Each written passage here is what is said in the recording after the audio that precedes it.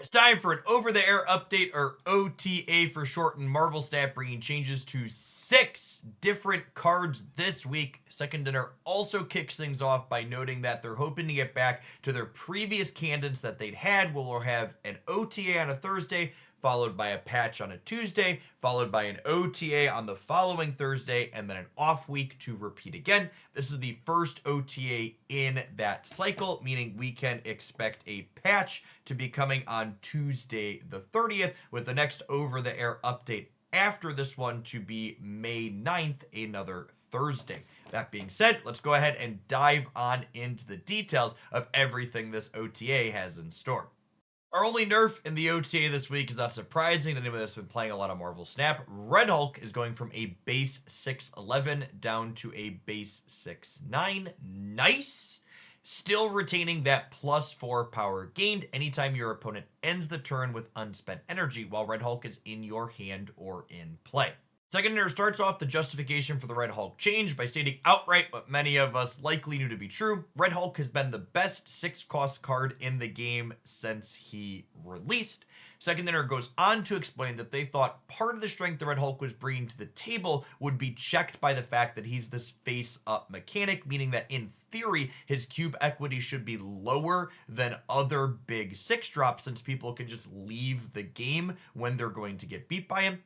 They then go on to speculate that perhaps it being face up has kind of created this dynamic where if someone stays in seeing the Red Hulk because they know they can beat it, that then gives the Red Hulk player an opportunity to level them and play out other cards, kind of tricking them with this known information. At any rate, regardless of what exactly is happening in that dynamic with levels, Red Hulk has strong win rates, strong cube rates, and they're pulling his power level down because of it.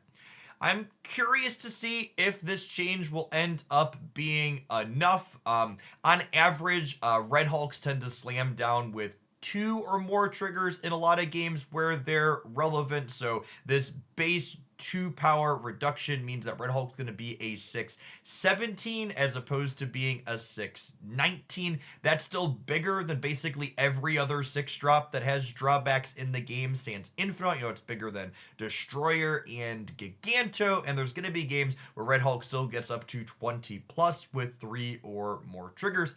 I wouldn't be surprised if we end up seeing this card get revisited again at some point in the future, but at least in the short term, it's definitely strictly worse than it was before.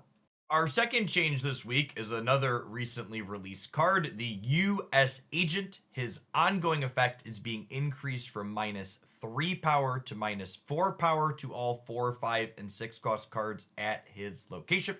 Second Dinner justifies this change by noting that US Agent did release a bit on the weak side, and then goes on to explain that they feel it's likely that the change to Zabu pulled some 4-cost cards out of the format, making it even weaker, especially in tandem with other Angela-based Swarm decks playing lots of cheap things to the board, getting to ignore his effect entirely. They've mentioned that their internal data implies that US Agent probably isn't too far off of the mark, so they're just improving his effect a little bit at this time. My experience definitely matches Second Dinner's takeaway here, which is that US Agent is an incredibly close card to being playable. In fact, I would go so far as to say its biggest limitation is simply the fact that it's a card that's best served to be played out on turn, say, 5 or 6, meaning you have to give up playing other larger things like, i.e., your own Red Hulk in order to have its effect. Perhaps Red Hulk losing a couple points off the top and US Agent shrinking him by an additional one means that this could really be a feasible choice in our metagame.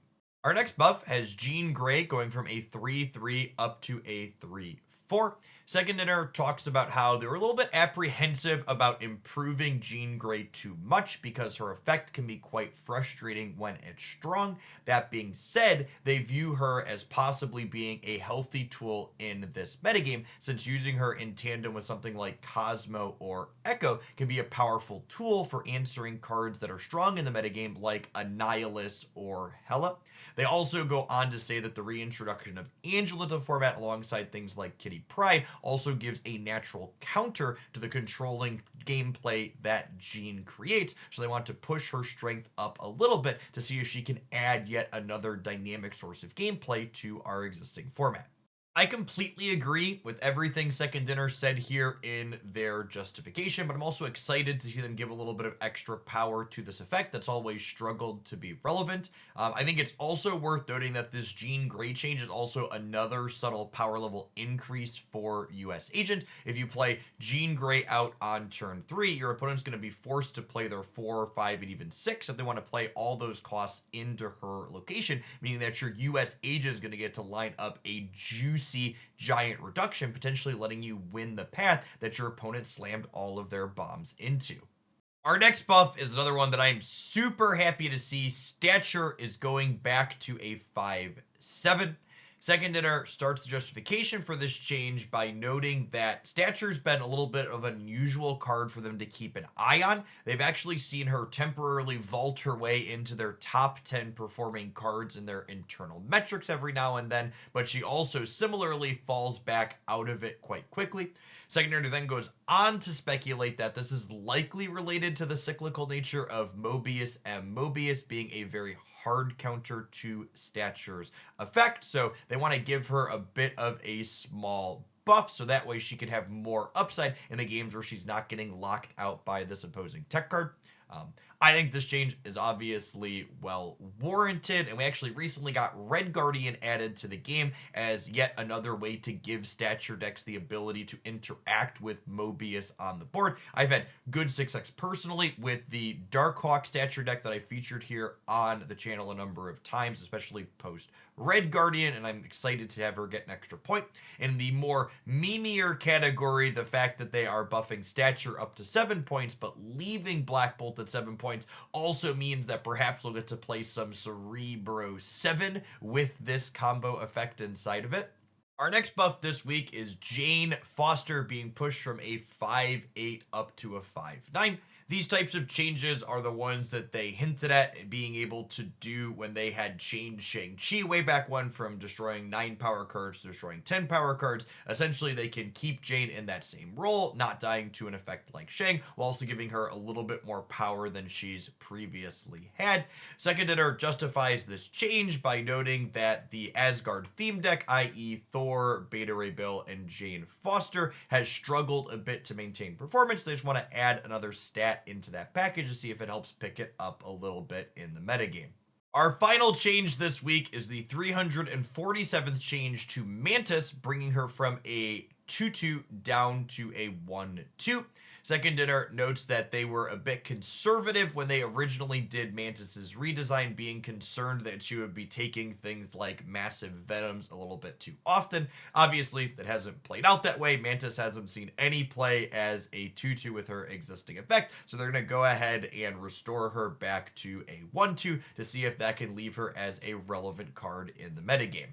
I gotta say, my faith in the Marvel Snap Balance team is definitely at an all-time high. I completely agree with Red Hulk being the only nerf in this patch, and I think it'll definitely still be a relevant card after its change. I also like that even though Hela and Annihilus are maybe perhaps a little bit too present and perhaps too good, instead of tackling those cards directly, they're buffing Jean Grey here to give the format a new tool/angle to attack them from, to see if we could create kind of this natural flux as opposed to hammering those cards directly. Overall, I would love to hear what cards you're excited to play with in the comments down below. I know I personally plan to start with Cerebro 7, and if anything sticks from that, you can expect a highlight here with it tomorrow.